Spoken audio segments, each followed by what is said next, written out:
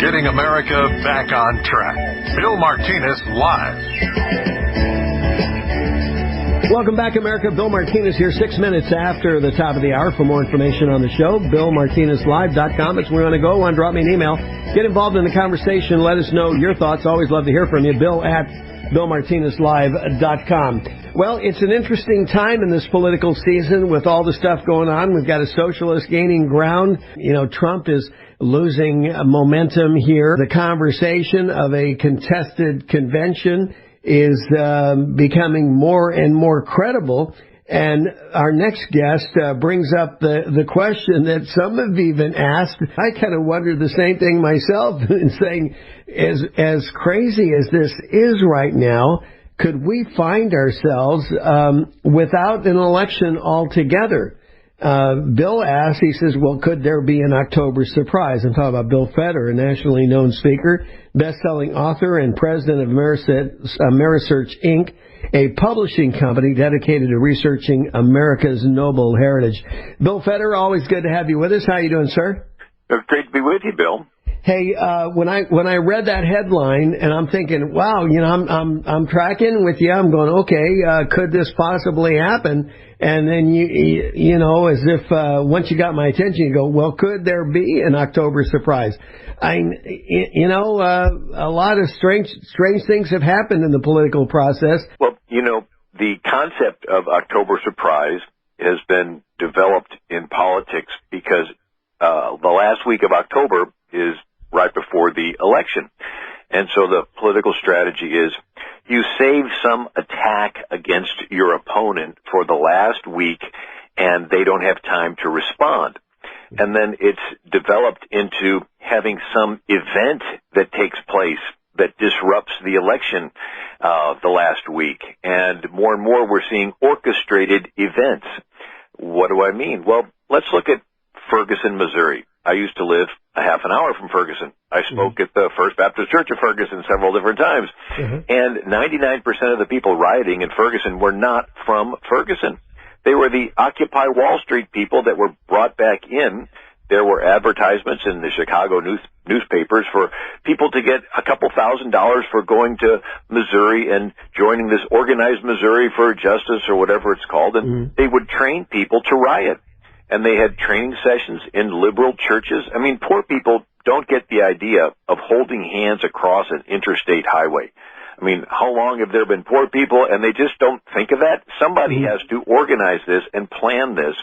And so we see, as Ferguson unfolded, the Democrat governor of Missouri ordered all the law enforcement to stand down for days, allowing them to have their space to riot.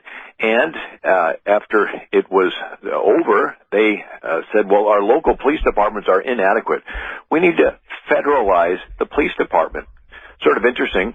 Some of the rioters had not been paid, and so they were organizing and demonstrating in front of the Organized Missouri Group headquarters, which was received like $30 million from a George Soros So it started an internet campaign called Cut the Check hashtag, and it began to gain momentum. It was written up in WorldNet Daily News and in the Missouri, saying, look, you promised to pay us if we rioted. We did our part. Now pay. Cut the check.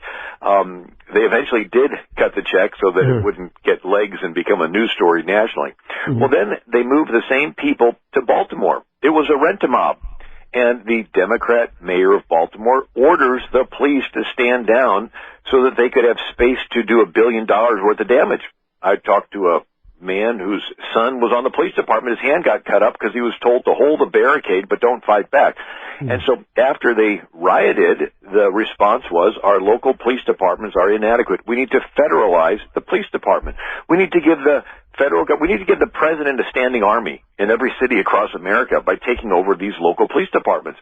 And so we see that it's gone from the communist idea of sending in agitators and agent provocateurs, provoking agents, to these organizers.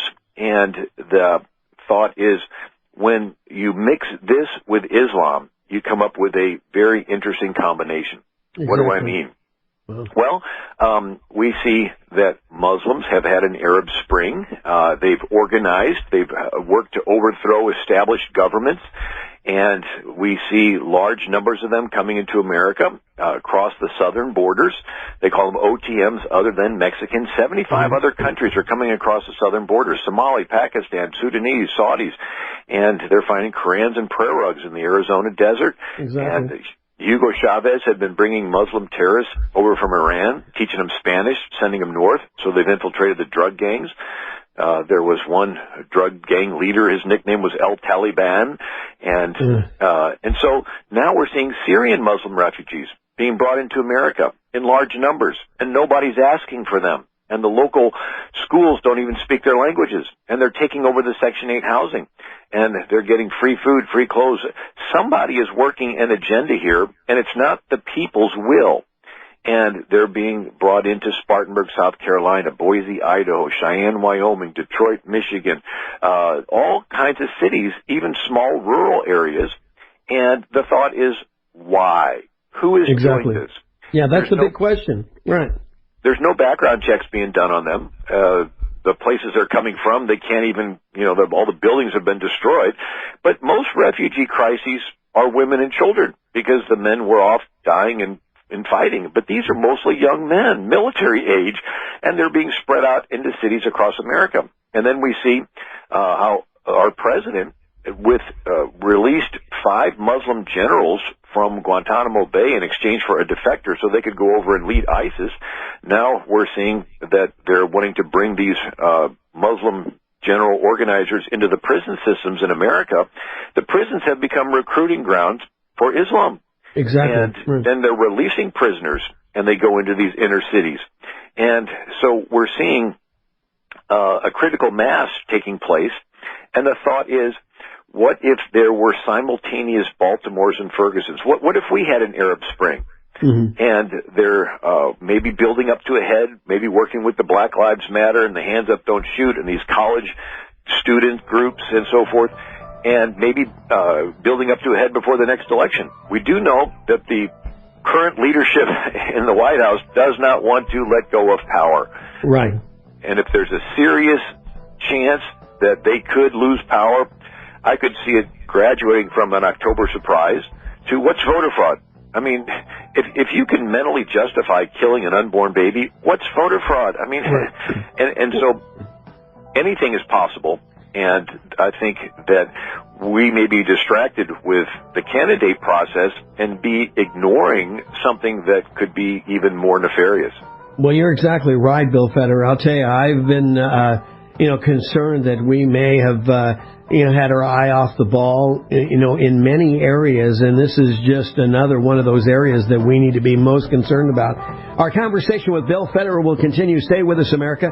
Just about 15 minutes after the top of the hour right now. Booyah! Just another Spanish love song. Don't be afraid. You will not be hurt if you comply. Don't be afraid. Don't be afraid. Don't. You're listening to Bill Martinez live. You kind of feel the pressure that's what they want us to do. I mean, there is a line to be towed here, and as long as you're towing that line, it's all good. You can, just go along to get along. But meanwhile, as we do that, we're letting go of our liberties, and our freedoms are just slipping right through our fingertips. And what are we passing on to this next generation, to our children, our grandchildren? That's the question. 19 minutes after the top of the hour right now, Bill Federer is with us, nationally known speaker, best-selling author, and president of AmeriSearch Inc., publishing company. Hey, Bill, last time we talked, one of the books that we talked about was The Rise of the Tyrant. And, when you look back in history, and this is, I appreciate our conversations because, especially when we get into, talking about history, there's nothing new under the sun. I mean, these are all patterns that have been well established, and, we see these things that are coming up again. And, it's interesting, and I find quite fascinating when you do read history and you see, these cycles that seem to repeat themselves. Right. Well, there's been 6,000 years of recorded human history. That's human beings writing down human records. So writing was invented around 3300 BC, Sumerian cuneiform on clay tablets in the Mesopotamian Valley. And from the beginning of writing till now, what do the records show? Well, they show pharaohs, Caesars, Kaisers, Sultans, Tsars, Maharaja, Genghis Khan, Julius Caesar, Attila the Hun. It's kings. The most common form of government in world history is kings. And there's this pull of gravity that I think goes back to the fall in the garden and Cain killing Abel and selfishness coming into the human DNA. So you put some babies in a playpen, one of them takes the rattle from the others. Put some kids on a playground, one of them is the bully hogging the ball. Put some people in the woods, one of them is the Indian chief. Put them in the inner city, one of them is the gang leader. And all a king is, in a sense, is a glorified gang leader. And it's this hierarchical system where if you are friends with the king, you are more equal. If you are not friends with the king, you are less equal. And if you're an enemy of the king, you're dead. It's called treason. And so as the centuries go on, these kingdoms get bigger and bigger and bigger. 2,000 years and 33 major Egyptian dynasties ruled by pharaohs. 5,000 years and 18 major Chinese dynasties ruled by emperors, and Indian Maharajas, and Cyrus of Persia, Darius, Alexander the Great, Julius Caesar, Byzantine emperors, Muslim sultans, and King of Spain, France, and Austria. But the most powerful king in world history was the King of England. And he controlled 13 million square miles and 500 million people. And so when our founders got a chance to set up a government, they wanted to run as far away from a king as possible. They took the power of a king, broke it into 3 branches, separated it federal to state level, tied it up with 10 handcuffs we call the first 10 amendments. All the Constitution is, in a sense, is a bunch of hurdles to prevent the rubber band from snapping back into the hands of a king.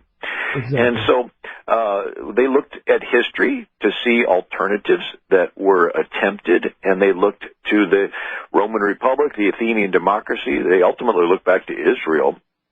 Lo and behold, Israel, 1400 BC, comes out of Egypt. They are the first nation in recorded history that was ruled without a king. Those first 400 years in the Promised Land, no king. Everyone was equal before the law. The law said there's no respect of persons in judgment. Everybody got to own private property. Everybody was in the militia and armed and ready at a moment's notice to defend their community. And the whole system worked as long as the priest taught it. When the priests stopped teaching the law, they had domestic chaos. And sodomites surrounding houses and banging on the doors, and concubines being raped, and Eli, the high priest, his own son, sleeping with women in the tent of meeting, and another Levite with a graven image in the house of a guy named Micah, and you're scratching your head thinking, what's this Levite with a graven image? Isn't that one of the laws? You're not supposed to have graven images? So the priests stopped teaching the law, and the whole system began to fall apart, and they began to have this domestic chaos, and the rubber band snapped back, and they got King Saul. So they went from ruling themselves back to a king in time of crises. And we look at another example, was Athens. Around 594 BC, they got a guy named Solon who invented democracy. And he left town, so they had to do it. And in a democracy, everybody had to go to the market and talk politics every day. And it worked, and Plato says that a democracy works as long as the people have virtue. But when they give up their virtue, they give in to their passions and lusts, and there's domestic crises. And they said someone comes along, and he promises to fix it, and he's all smiles. And then as people yield their rights and power to this person, he consolidates power. And then when they begin to realize he's turning into a king, they cast it in his teeth. And this guy has the choice of giving up the power or getting rid of the people confronting him. And since he's a lover of power, he purges his administration and military of anybody that has virtue. All he wants is yes men. And then he stands in the chariot of state holding the reins of power, and he's revealed as the tyrant. And Plato says, how's he going to stay in power? Who does he get to be his new friend since he got rid of his old friends? He releases the prisoners, the convicts, the criminals, the slaves, the illegal aliens, and he arms them, and they become his mob that he uses to punish anybody that disagrees with him politically. And then he uses the power of this concentrated government to falsely accuse and audit and tax and drag away and kill anybody that disagrees with him. Finally, he stands in the chariot of state holding the reins of power, and he's revealed as the tyrant. And so a democracy only works as long as the people have virtue. So it's a spectrum of power. One side's total government, the other side's no government. Total government, you get a king, he controls every aspect of your life. No government is anarchy, unless the people have virtue and morals. But why would somebody follow a virtue or a moral? Why would you deny a selfish tendency? Israel introduced the key ingredient, a God who was watching everybody. He wants you to be fair. He will hold you accountable in the future. So you're about to steal something, and you know you can get away with it, and then you think, God is watching. He wants me to be fair. He's going to hold me accountable. Maybe I should hesitate stealing. And it creates something in your head called a conscience. If everybody believes God is watching, he wants you to be fair, he's going to hold you accountable. Everybody is motivated to follow these internal virtues and morals, and you can have complete order in society with no policemen following everybody around. It's great, maximum liberty. But when you get rid of this God, all you have is internal morals. Why follow them? Some will out of habit. Others are going to say, forget this, if this life is all there is. And they're going to begin to steal and rob and smash windows and get mobs in the streets and set things on fire. And then the people are going to say, government, please step in to restore order. And the king will send his militarized police down the street. They'll go house to house collecting everybody's guns. And yeah, they'll restore order, but when the dust settles, you'll have fundamentally transformed your form of government from the people ruling themselves back to a king. And so we see this is a process observable in history, so much so that there are philosophers politically that wanted to speed this process along. So Machiavelli lived 500 years ago in Italy, and Italy was a bunch of city-states that always fought, Venice, Genoa, Naples, Florence. And so Machiavelli thought if one prince could control all of Italy, it would stop this infighting. Right. So he writes a book called The Prince, where he advocates the ends justifies the means. The end of one prince controlling all of Italy is so good, any means necessary to get there is justified. Lie, cheat, steal. So if a prince conquers a city, they would hate him. But if the prince pays criminals to kill cows, burn barns, and create crisis and terror, the people would cry out for help. The prince would come in as the hero, kill the very criminals he bribed. Nobody would know the better for it, and the prince would end up being in charge. And so it's really good marketing. You create the need and fill it. You go around the back of the house and set it on fire. Then you go around the front of the house and sell them a fire extinguisher, and they'll pay anything for it and thank you for being there. It's called Machiavellianism, where you create or capitalize on a crisis to consolidate control. Well, how do you create these crises? Over the years, Karl Marx said, well, you send in agitators, provoking agents, agent provocateurs, community organizers, labor organizers. Their job is to create domestic crises. And then when there's blood in the streets, everybody begs the government to come in and restore order. And when the dust settles, you'll have fundamentally transformed your country from the people ruling themselves back to a king. Wow. And the cycle continues. Is it any wonder why the drug lords continue to exist and are expanding their operations from south so deep into so deep in the United States, Bill? Yeah, and so if you want to transform our country, you need provoking agents. You need to stir up crises. And so they've been trying to get racial crises going, but unfortunately there's something called Christianity. And even Napoleon said, religion is what keeps the poor from murdering the rich. So if you have Christians that are poor, they'll just suffer. But if you get rid of Christianity and you just have raw human lust, and you can say, you want what they have, follow me and you'll get it. And then you can organize them to riot. And then once there's rioting, people beg the government to step in, and you transform your government back to a king. And this has happened time and time again. Nothing new under the sun, Bill Federer. Unfortunately, but hopefully we can learn from history. Well, it's, as I say, it's an opportunity to define preference, but it's up to we the people. I mean, the problem is us. We can point fingers, but you look in the mirror and say, what am I doing, to promote the cause one way or another?